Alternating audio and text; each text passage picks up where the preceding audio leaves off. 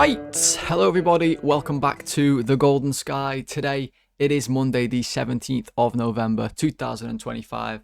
I'm Tom, and as always, welcome back to the channel. Today we are going to be looking at a bit of a different video because it is the international break. I hope you're all enjoying this welcome break from football the same way I am. But I wanted to do something for you all, so today I wanted to do a sort of ratings for all the players for the season so far for Liverpool. We are 11 games in, almost 10, it's almost like a nice number. 11 games in, 3 months into the season. I think we can, provide a little judgment on these players now and how their start to the season has been. We're not too early anymore. So I thought that'd be quite interesting. Let's do a sort of player ratings as though the season ended today. What would we rate all the Liverpool players so far? I thought that could be quite interesting. So if that sounds good, drop a like on the video. Let's try and get to 20 likes. Comment away what you think the players have performed at this season so far. Feel free to drop your own ratings in the comments below and subscribe to the channel as well, guys. Trying to get to 250 subscribers on YouTube. So if you can help me get there by clicking subscribe, that would be great. And podcast listeners, 5-star rating and reviews. Thank you so much. Before we get into it, I will say on the last video that I made, I mentioned that I wanted to do a sort of a watch along of an old Liverpool game, like an old school retro game. And if people like it, then I could do more. Now, I did look into the copyright laws. I've been researching copyright this week. It's been a fun couple of days. It doesn't, well, I'm going to be frank. If I try and put clips of any sort on YouTube of old school Liverpool games, or basically any Liverpool games, or any football games for that matter, the video will be blocked. They don't have an expiry date. I thought if the videos were so old, if the games were so old, the copyright might have expired. That's not the case with football. And the only way I could show it to you all is through photos, like the way that I do the tactical videos now. So if you would like to still see that, please do let me know in the comments below, because I will do that before Friday. I'll do it sometime this midweek, so then you can have that before we get back into the usual run of things for the season. And I could just watch the game and go through it and pick out the important parts like I would do a normal game that we've played on the weekend. It would just be with photos and not clips. So if that's something you'd like to see, please do let me know, because I would like to make that video for you all if it's something that you all want to see. So drop a comment and let me know if that's something you'd want to see, like I said, and I'll do it. I'm off to the cinema tonight, watching a retro film. I might be making retro watch-alongs for you all, but instead of living in the past in this video, we're living right here, right now in the future, unfortunately, with Liverpool, as we know, not in a good place at this moment in time. This international break definitely come at a time when we've got a sour taste in our mouths towards Liverpool. So here are the players, and there's the question marks. So what I've done, guys, is in the usual ratings graphic, I've put in the red, which is usually the starting 11, the main 11 players, I think, the ones who've been used the most so far this season, or the ones that matter the most, okay? Then I obviously have the 5 subs usually, so what I've done there is, you see right here, I've put the next 5 players that have been used the most, okay? From top to bottom, basically, Gakpo at the top and then Chiesa at the bottom. That leaves us essentially with 5 other players, and I'll name them: Mamardashvili, Frimpong, Gomez, Endo, and Rio and Gamoa, who've played somewhat meaningful first-team football for us this season. I don't think I'm missing anybody there. Listen, I'm not doing Giovanni Leone. I'll make that abundantly clear. He played 1 game. He was really good. If you want a rating, go and watch the match ratings for that game. I think I gave him an 8 or a 9. He was brilliant. He's out for the season. That's the way it is. I'm not doing Calvin Ramsey. That's not happening. I'm not doing like any of the other mad youngsters who've played 5 minutes. I'm just doing the main players, That's the ones that matter, really. I don't think I've missed anybody. So let's get into it. We've rambled enough there. And let's start off with Alisson in the goal. So remember, guys, this is going to be a summary of all the season so far. All games, not just like, one performance here and there. This is how I feel about their season so far. So Alisson, obviously been injured for a little while now, a few weeks out. He's probably played about as many minutes as Mamardashvili has, to be honest. Although I left Mamardashvili off this list because Alisson's our first choice goalkeeper.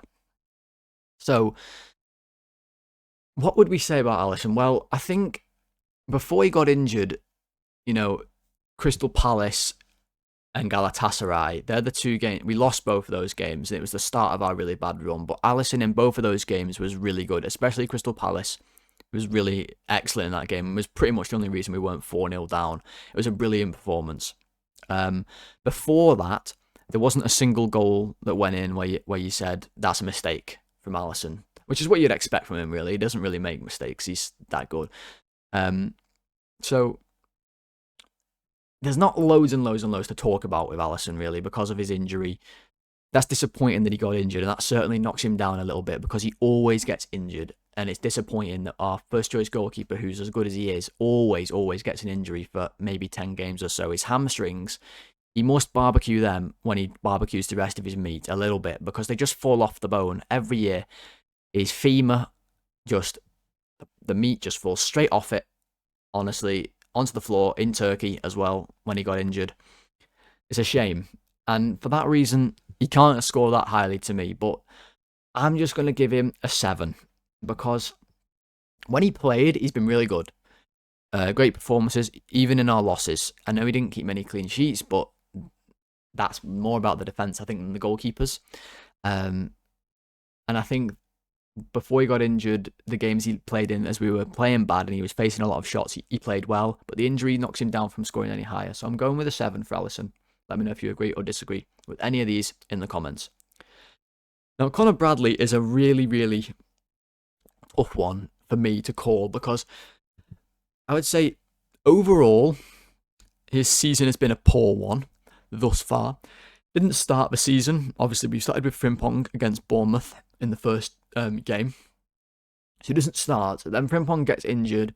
So Bradley gets into the team and has been more often than not a liability, really. I mean, picked up a lot of yellow cards that have meant he's had to be subbed in games early. He does like a little bit of just smashing somebody Vinnie Jones Wimbledon style. Let him know you're there early doors, get a nice early fresh yellow card. Nothing wakes him up happier in the morning than knowing he's going to get a yellow card in the first 15 minutes. That does tend to happen with Conor Bradley. However, that Real Madrid performance against Vinny, which is, you could honestly say is maybe our best performance of the season overall, certainly up there, is definitely his best performance of the season. And if he plays like that every week, he's undoubtedly one of the best right backs in the league. Undoubtedly, but he hasn't been that level at all. I actually thought against City he was like not great at all. Doku rinsed him, but he wasn't as disastrous as some of the other players out there. But again, this isn't a moments thing. This is an all season encompassing rating, and I think overall this season he has played more like the fella at the pub who's gonna start a fight with you for no reason whatsoever.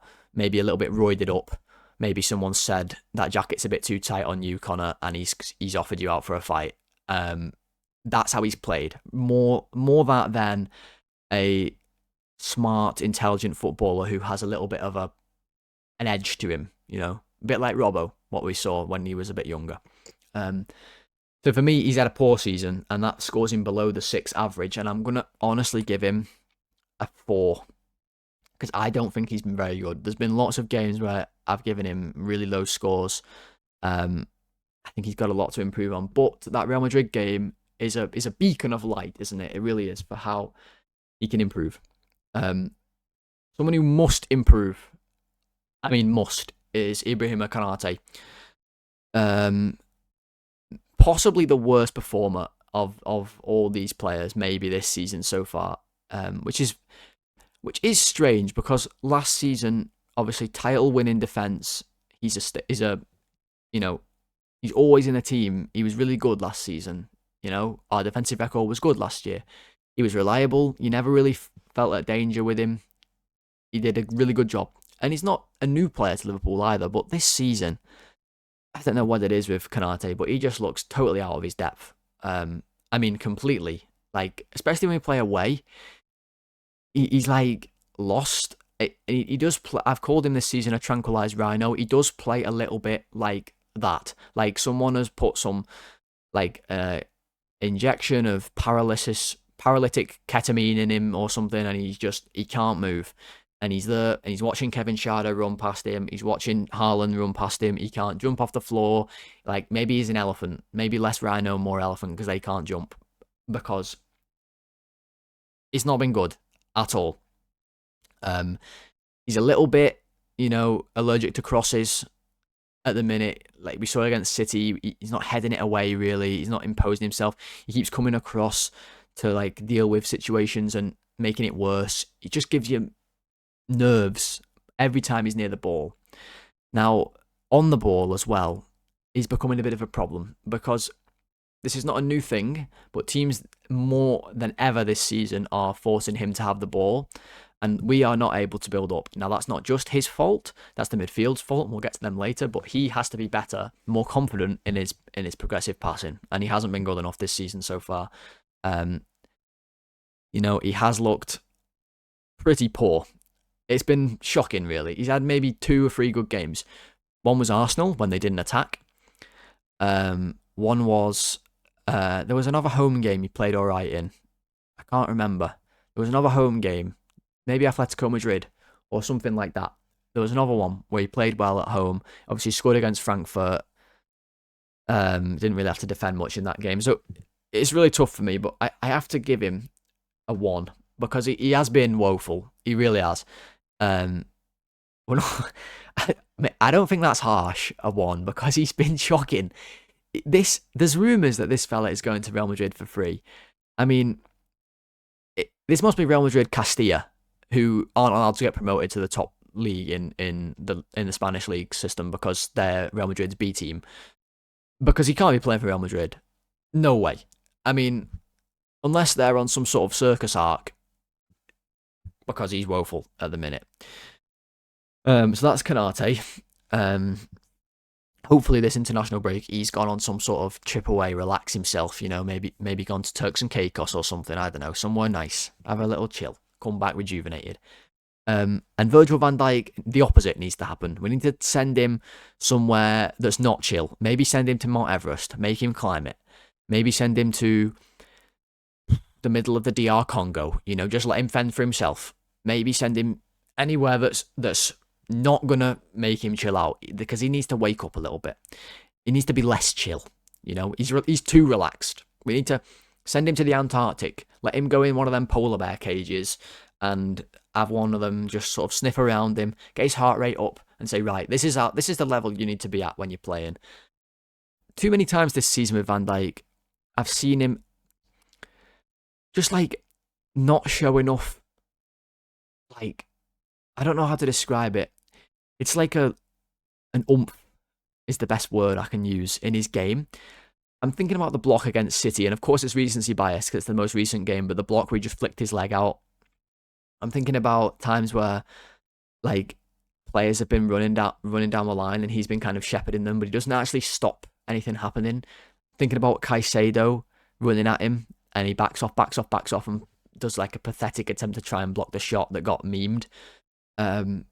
Like, I want him to be more, I don't know what it is, because Van Dijk's whole thing is like, he isn't, a rash defender, of course, but I want him to be a bit more like those players who are really, passion players, who throw their bodies on the line, who really, really run hard, and it's the effort and the mentality that carries them to be the level that they're at, because we're not seeing that enough from him at the minute. He's not leading the back line to really good performances. He's not everywhere. It's not where, when we first signed Van Dijk, where it was like, and for many years after we first signed him, where our whole defence could go forward and Van Dijk would just defend everything on his own. I mean, everything. Any position, block, header, tackle, interception, no one can get around him.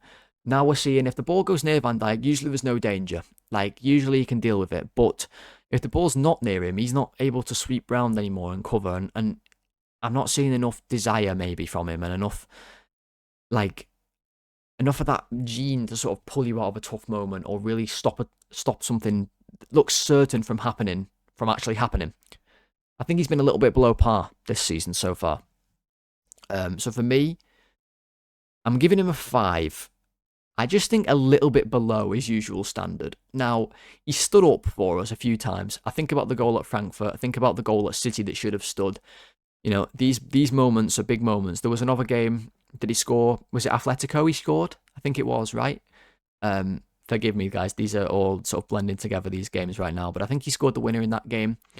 These are captain moments where you drag your team forward, you know? But just a little bit below par. Okay. Then we'll go to Kerkez. Now, this is the first new signing of the bunch on this list, Milos Kerkez, and I was really excited about Kerkez. I'm not even excited like because of the unknown, but excited because I was like, this is a surefire, a good signing as we've made all summer. It really is. He's Prem proven. Last season, one of the best left backs in the Premier League, probably the best left back in the Premier League, playing for Bournemouth.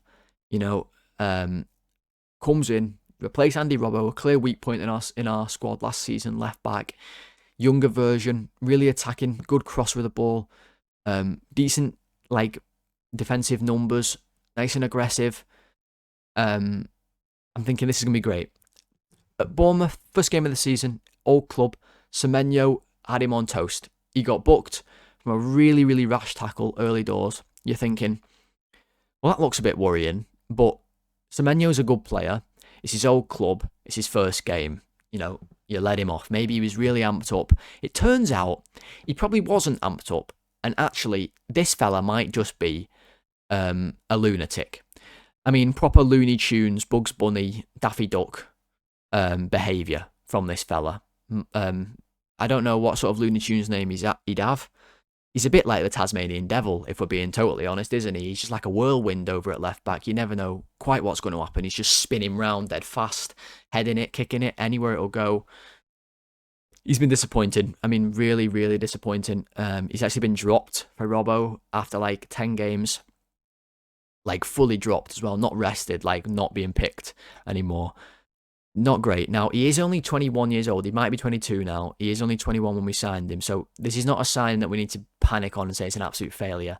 He's got plenty of time to work it out. And he has quality. We've seen it. What worries me about Kerkez is he's shown basically no intelligence in his game. We're asking him to play as like a progressive passing type of fullback. That's not his game. He's more of a marauding, overlapping, crossing, attacking wing back rather than a sit back in a back three wing back, so it doesn't seem to mesh there.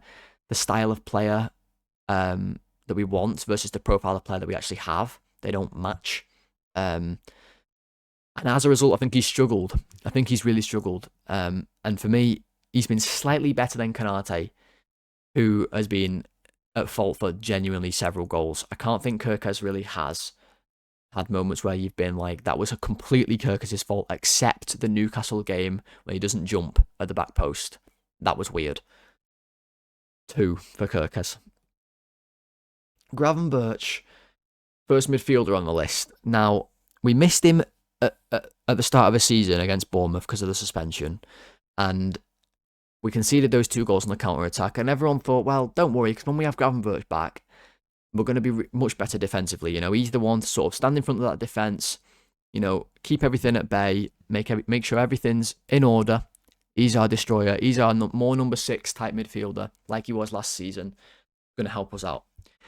Well, he has helped us out, but in the same sense, he's actually this season been way more attacking than he was last season. And this is a tactic, clearly. This is not a Gravenberch thing. This is a tactic to be more free in his role. And that's been good for him. He's scored a few goals. He's already scored more this season than he did last year. Scored against Newcastle. Scored against Real Madrid. Was it Real Madrid? No, it wasn't Real Madrid. Who was it? Villa. Sorry, my bad. Scored against Villa. We beat Real Madrid 1-0, didn't we? Of course. Scored against Villa. Scored another one as well, which I can't remember. So that's worked well for him. Good. But at times, I think he struggled as well to sort of know the balance of what his role is supposed to be now. Too many times for me, we're seeing him not be able to get on the ball when we've got the ball with our defensive setup, and that's really harming us when we're trying to play. Our build-up play is really bad, and he's culpable for that in the position he's supposed to play in. He's meant to be a link. He's meant to be a bridge between the defence and the attack, or the attacking players at least. And he hasn't been that. He hasn't done that well enough at all this season. He hasn't really impacted himself on games defensively. I'm thinking of City. I'm thinking of Brentford. I'm thinking of Palace. These were games where we were destroyed defensively at certain times through different reasons. City just domination, Brentford and Palace more counter-attack. But he's got to be the one to break those up, and he hasn't done that well enough so far this year. So for me, he's been okay. He's been just fine this season, and so he's the first 6, I think, this year. Need more from him. Need a lot more. He's been up and down. McAllister is next. Now, McAllister for me has been on sort of a trajectory of, if you imagine he started the season here, right at the bottom, or in fact, let's say he started here with a good reputation, really like well thought of player. His form has basically been complete nosedive, right? Nosedive. Then Villa and Real Madrid, bang, we're back on the up and up. Man City, off the cliff, planes crashed. Because you can basically say McAllister's had 2 good games this whole season, and that's Villa and Real Madrid. Now, Real Madrid, excellent. Villa, really good. Need that consistency from him, though. And I think his form has been a big reason for us not being able to control games so well. He's probably, well, he is. He's our best midfielder in terms of tempo setting. We don't really have another midfielder who controls tempo at all. Curtis Jones does it here and there, but McAllister's much better at it, just naturally controlling tempo of games. And that's a skill you need from your midfielders, especially when you're a top-level team trying to have possession of the ball. You need to know when to go forward with it and when to just keep settled possession. And he hasn't been on the ball enough. He's been in weird positions as well, same as Gravenberch. We've seen games where he's been at striker a lot. That was the United game special. He was stood at striker. It made no sense.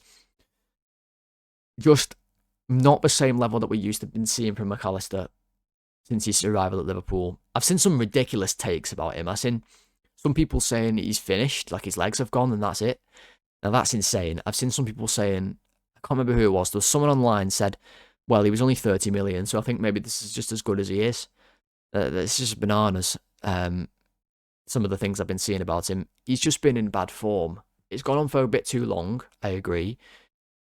But we've seen recently, City aside, that he has that quality within him, and we need to see that more going into the next part of the season. So definitely a poor season for me. It's a 3 for McAllister, because a couple of good games, couple of man of the match performances, all there and thereabouts, but majority of the games really disappointing, and that's what sets him apart from the others that we've rated, where he's had a couple of good games. Konate and Kerkez yet to really have those big moments like McAllister had against Madrid and against Villa. Now, Dominic Szoboszlai is next on the list, and if you look at our players so far in the ratings, only Alisson has scored above the average of what you'd expect from them. Now that's going to change here, because Dom Sobo has been our most consistent player this season by far. He's been our best player this season by far, and he's possibly the only player, except maybe one, that's exceeded expectations. Okay, there's a couple maybe coming up. It's exceeded expectations from where they are thought of at the start of the year. Now, before the season had even started, when we'd signed Wirtz, most people were thinking, our midfield first choice is going to be Gravenberch, McAllister and Wirtz in front of them. In the position that Szoboszlai played last season, Wirtz will be there, and Szoboszlai might be on the bench if everybody's fit and everybody's fresh. Now, that couldn't be further from the truth. I think he's probably played the most minutes of any player for us. I don't have the numbers on that, but it's got to be up there. He's basically played every important minute. He never gets subbed. His engine is phenomenal. He's played number 8. He's played number 10. He's played right back. He's played all of them well. He shouldn't ever be at right back. The fact that he's had to play there so much is ridiculous, but he had man of the match performances against both Newcastle and Arsenal playing right back. The free kick against Arsenal is probably the best moment of the whole season so far. I think most Liverpool fans would agree. Beating them with that free kick was our shining moment of the season so far. So that's amazing from him. He's been absolutely fantastic. Really, really good. Consistent. I think for me, he's best as a number 8, and he actually says himself that's his favourite position. I think McAllister is the one that needs to come out of the team, and we need to try Gravenberch, Szoboszlai, Wirtz midfield. I think that would be good. We're yet to really see that. I don't really know why, except from against Bournemouth in the first game of the season, which was a pretty positive performance. For me, Szoboszlai, he has to get a 10 because of the level that he's been at. The season has been way above what we could have expected from him.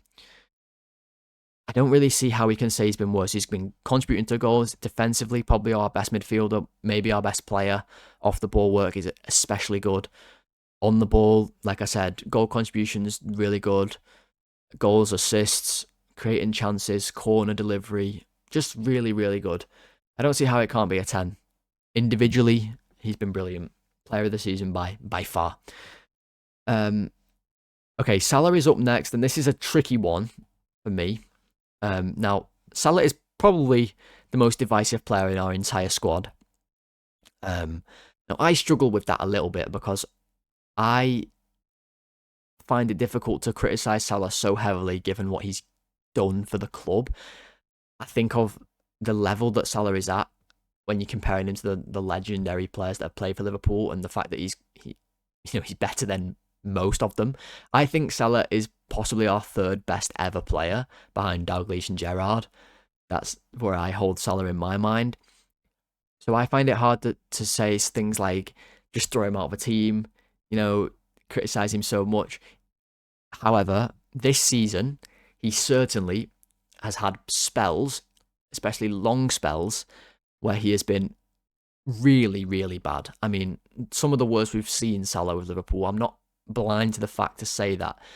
I don't have delusionary thoughts when it comes to Salah to say that just because of what he's done doesn't mean he's had a poor season, because I do think his season has been below par, especially below where it was last season at this point, where he was the best player in the world, getting a goal and an assist every single game. Now, listen, he still contributed a lot of goals, more than I think most players in our team. He might even be the top goal contributor in our entire squad. I don't know. I don't have the numbers in front of me, guys. I apologize, but he's still been scoring goals. Like, he scored against Brentford to break his goal drought, which was a really bad run of form.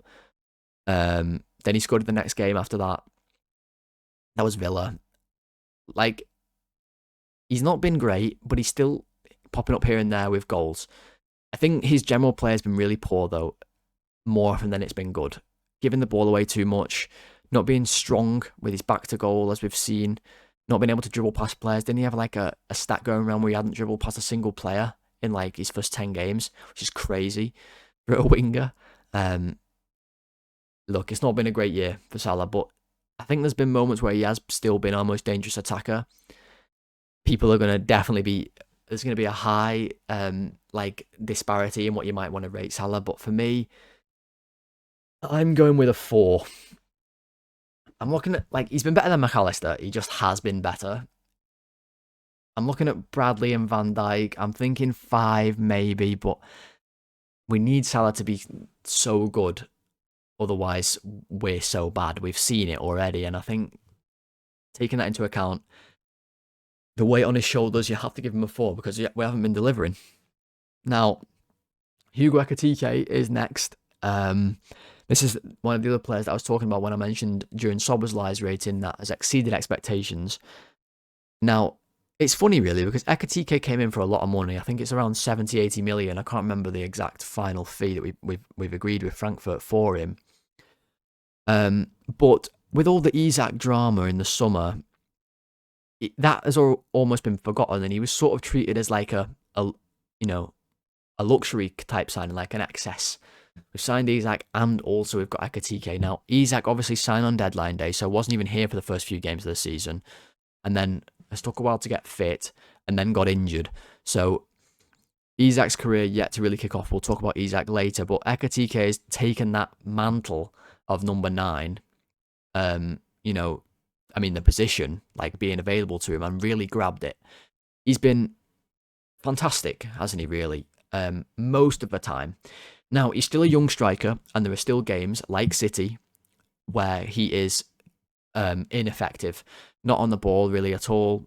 He does definitely need to improve his fitness a little bit because 70 minutes or so, he definitely gets a little bit tired. That's why he comes off. But overall, really, really positive, and probably the only new signing that you can say has been a success so far. If you were judging them today, that as you were saying, the whole Liverpool career so far, have they been a success? He's probably the only one that you can say yes to. Well, he is the only one you can say yes to. Scored against his old clubs, scored against Bournemouth. He scored a bunch of goals, really good goals, showed us different things, link-up play good. I think he needs to improve his pressing as well. Not just effort levels, like running at players, but also just like where to shuffle teams towards, like angles of press. These are really complicated things. Like, get Bobby Firmino, whatever he's doing in Saudi Arabia, just get him over. Let him give Ekitike a masterclass for like 2 weeks, and it'll help us no end, I'm telling you. That said, I think he's been good, and I'm going to give him an 8. I do think he's had a good season. He's been a real positive in a year that we've not had many so far. Ekitike 8.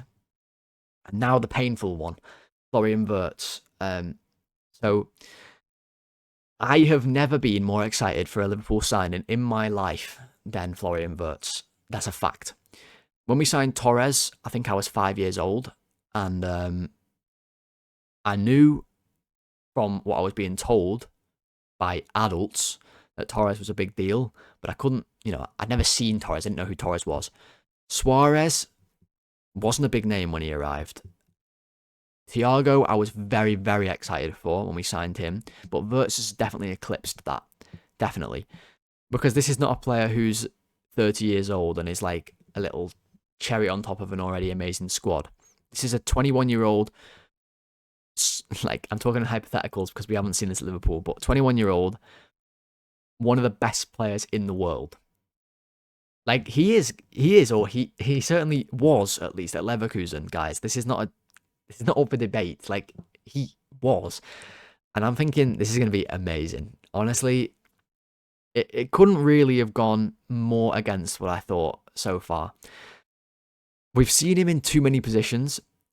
Like, we were sold in summer that he picked Liverpool because Slot laid out this amazing plan for Wirtz. And Wirtz was like, yes, I'm sold by this vision you've got for me. But clearly that's not been the case because he's been played number 10, he's been played left wing, he's been played right wing, he's been played number 10 and right wing at the same time. Like, we've seen him at striker, like a false 10s sort of situation, and he just hasn't been good. Still no goals and assists in the Premier League. Like, that's crazy. 11 games in, that is crazy. He really, really has struggled. I think there's been so much talk about him struggling to adapt, blah, blah, blah, blah, blah. I do think the Bundesliga and the Premier League have differences, but I just thought the player that he is, the quality that he has, it wouldn't really matter. It turns out it does matter.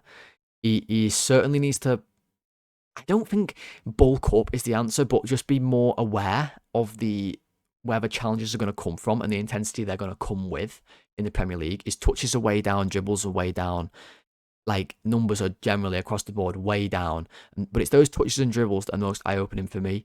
At Leverkusen, he's like the main man, always on the ball, dictating tempo of games. That was a big thing with Wirtz. We're not seeing that enough at Liverpool. He's not getting enough on the ball. I think Slot sort of misplayed him, misused him a bit. He needs to be in the middle of the pitch. He needs to be between the lines. He needs to be linking up play. Not on the left wing.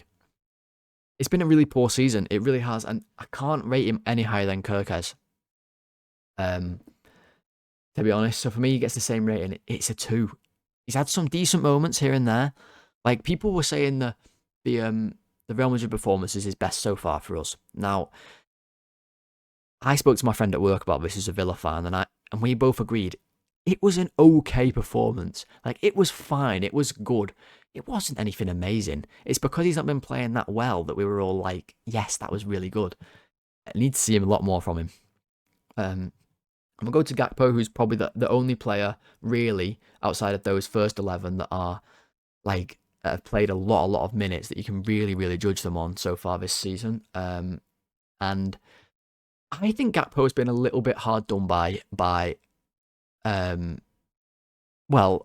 fans, I suppose. he gets quite a lot of stick, Gakpo, and I don't know if I'm just not seeing it, but for me, when he plays, look, he's not perfect. He makes bad decisions sometimes, and he can be a bit frustrating. He certainly can improve defensively. He doesn't run back enough for me at all. And he's not as intense as what we maybe saw Diaz was or Mane was in his defensive work. However, attacking point of view, he's consistent. He is really consistent. His numbers are good. He creates chances. He gets in good areas to score goals. These are all things you want from your left winger. Not only that, but Gakpo provides us an out ball. When we're struggling to build up, we saw it lots at Newcastle under a lot of pressure. We can kick the ball long to Gakpo, and because he's so big, he's good in the air. He's an out ball. He can win it. He can flick it on. We can play from there. Like, these are good attributes of Gakpo, and I think he's done that well this season. I think he's been a little bit unlucky to lose his place. I think he's had generally a pretty fine season. Nothing that's blowing your socks off, but also I don't think he's been a disaster at all this season. I think there's been a lot worse performers than him, and I personally think he should be starting for us on the left wing. If it was up to me to pick a team, our strongest team, what I want to see in the next game against Forest, it'd be Alisson or Mamardashvili, whatever. It'd be Bradley with Konate and Van Dijk, I suppose. If you wanted to play Gomez, honestly, play him. It'd be Kerkez at left back. Let's get him back in. It'd be Gravenberch, Szoboszlai, Wirtz, Salah, Ekitike, and Gakpo. That's where I have him. For me, it's a 6. Now, we'll go to Jones, who's had a real stop-start season. He's a bit like a car, an old car that's not been turned on in a while. And it sort of stutters a bit and starts, maybe goes a little bit, and then it's going to stop working. Then it'll stutter a little bit more and stop. And it's just on its last legs. Now, Jones is not on his last legs, but he's definitely had a stop-start season with alt the team, and then into the team and playing well, and then an injury, and then on the bench again, and then not really getting back into the team. That's where we are with Jones at the minute. But that little period he was in the team, Frankfurt, very good performance. Galatasaray, not so good. He's been a bit up and down, but I think more often than not, better. I thought, like I said, really good performances in Frankfurt. There was another game in the Premier League that he was good as well, but I've forgotten. It was at Brentford as well. He was pretty decent against Brentford, but that was a shocking game. I've sort of wiped that from my memory. The thing with Jones is, he's good at a few things. I've said this before. He's good at keeping the ball, and his defensive work pressing is very good. You're going to get that when you play him. He doesn't do a whole lot else. But at the minute, we don't really need a whole lot else. We just need someone who's going to tackle and who's going to help us in build-up. But I think he's had a decent season. For me, I'm actually going to give him a 7. I think he's had a positive season this season so far. That's more than can be said for a lot of these players. I mean, look at the ratings. They're not good, are they, really? Robbo, next. He's come in for Kerkez lately after Kerkez's disastrous start to the season. I think overall Robbo's been good, definitely better than Kerkez, but has certainly had his moments of poor play as well. Thinking of Chelsea when he lets Estevao come around the back of him and score. He seemed to be injured, but not really. When that goal goes in, you couldn't quite work it out if he was or he wasn't. I think Man City, he was really bad, getting out for the cross. Obviously has the whole disallowed goal drama. That's not his fault whatsoever. But when you're looking at the expectations of Robbo and where he was, I think he's done well to get himself back in the team and perform at a level where we're happy with. So for me, he's also going to get a 7, just like Curtis Jones. I think it's been positive from Robbo this season, but you have to remember the expectations weren't the highest, but I think he's done well enough. Maybe. Let me know what you think of that one. Now, Isak, this one is disappointing because, I said I've never been more excited for Liverpool to sign a player than Wirtz, but Isak is probably second. In the summer there, when there were all these rumours about this fella signing for us, will he not? I'm driving round the places where the hotel that he was supposedly rumoured to be shacked up in to see if I could see any unknown activities. I'm driving around the streets. You know, I'm searching the web. I found his house up for sale. I'm calling up the estate agent and seeing if I can work out if his house is sold or not. I was doing the most to get this signing, find out what was going on and see if I could get any information. And then we sign him. You're thinking, oh my God, we have Alexander Isak. This is the dream signing. It really is. Now, he plays against Atletico Madrid. He played really well. That was his debut. Played well, didn't score, did well. Getting his minutes up. Now, Southampton next in the Cup. Scores. Get in. Brilliant. Then, it was really a lot of nothing, wasn't it? And this is a problem we have. Really struggling to get our number 9 to touch the ball. Really struggling. Then, he gets injured. And we've not seen him for a little while now. Now, he should be back after the international break. Will he start against Forest? Certainly, it's likely. Love for him to get a goal at Anfield in that game. Really would love it. Maybe he can really kick on now with his Liverpool career. But you have to say, if the season ended today, he's been a disappointment. Injured, not fit, not signed in time, only 1 goal. That's a disappointment. I'm not going to be too harsh and give him a 1 or a 2, but a 3 for me. He's not been good enough. It's not all his fault. But, 150 million. It ain't cheap. It ain't cheap, folks. Federico Chiesa, he was cheap. And he doesn't play. And I don't know why. And all Liverpool fans don't know why.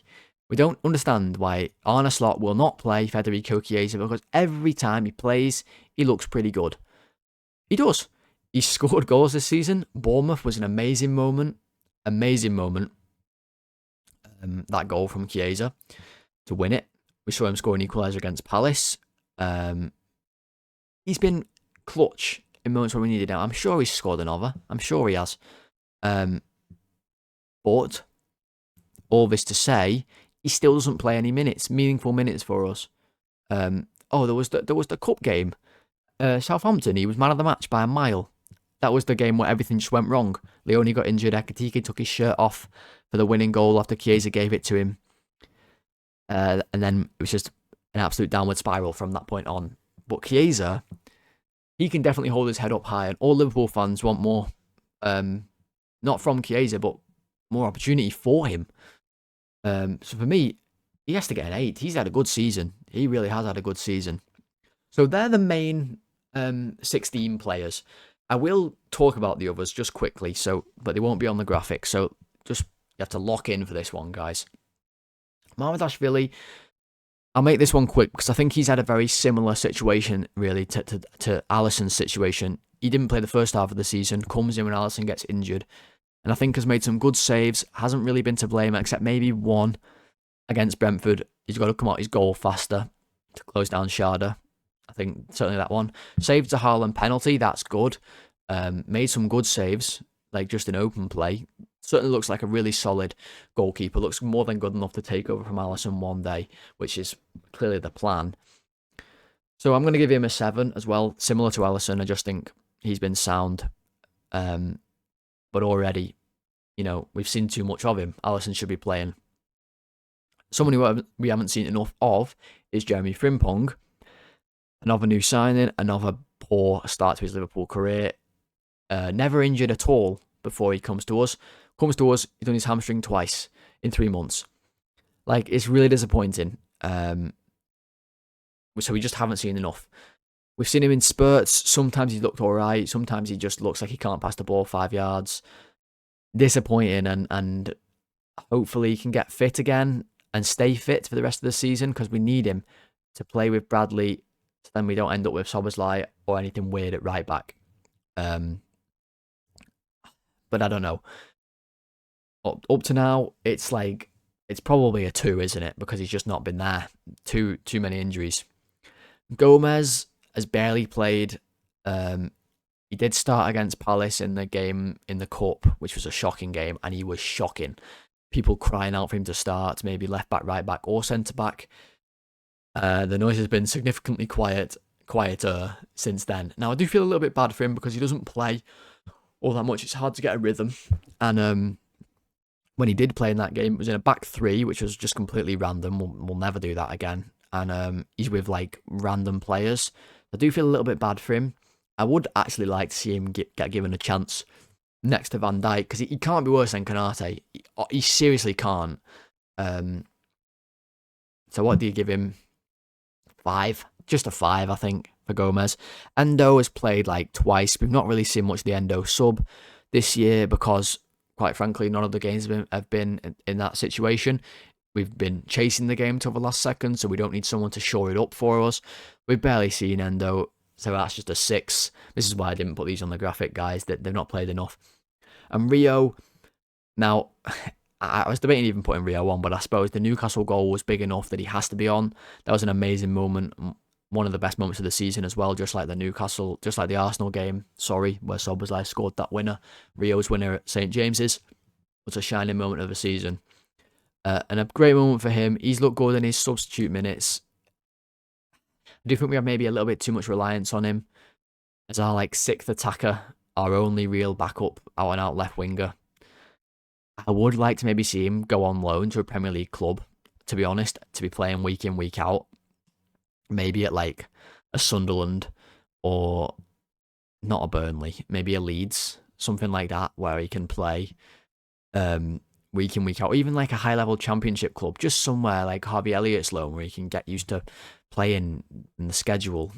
But he's been good. Let's give him a 7. I think he's been pretty solid. And that's everybody. That is everybody who's played, I believe, somewhat meaningful minutes at all. I don't think I've missed anybody out there. So let me know what you think in the comments to the ratings that you can see on the screen right now. But that is going to be it for today's video, guys. I do hope you did enjoy. Again, a little bit of something different during the international break, trying to think of ideas that you might enjoy whilst we've got no football. Let me know, like I said at the start of the video, if you'd like to see a retro watch along in photo form, like I've done with the tactics videos. I'll analyze a retro game. It could be quite fun. Let me know if you want to see that, and like the video. Let's try and get to 20 likes. Comment away your season ratings, or whether you agree or disagree with any of mine. Always open to chat with you all in the comments. Love seeing that from you all, and subscribe to the channel. Try and get to 250 subscribers. Thank you for listening on the podcast if you did do so. Right, guys, I'm off to the cinema. I hope you have a good rest of your night, and I'll see you later in the week before the game on the weekend coming up at the very least. Until then, everyone, have a good one. Thanks for watching. Goodbye.